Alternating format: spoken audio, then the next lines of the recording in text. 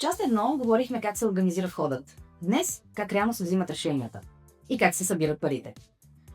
Как се свиква общото събрание? Поканата се залепва на видно място във входа. Минимум 7 дена преди него. В нея пише кога, къде и какво се обсъжда. Не можеш да отидеш. Упълномощи някой да гласува вместо теб. Какво става, ако няма кворум? Събранието се отлага с 1 час. Ако пак няма хора, провежда се на следващия ден и вече е законно, независимо колко души са. Как се гласува?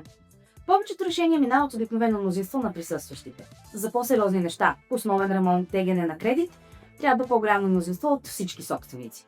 Всичко се записва в протокол и всички са обвързани с решенията, дори тези, които не са дошли. Колкото до въпроса за парите, има 2 вида разходи. Текущи, ток, асансьор, почистване, се делят на брой живеещите в апартамента. Фонд ремонти, това е касичката за бъдещи големи ремонти. Изчислява се според размера на идеалните части. От тук насетне решенията са задължителни за всички. Ако смятате обаче, че някое решение е незаконно, имате право да го оспорите в съда до 30 дни. Етажната собственост звучи просто, докато не стане сложно. Затова, при подобен казус, не се колебай да се свържеш с THGay.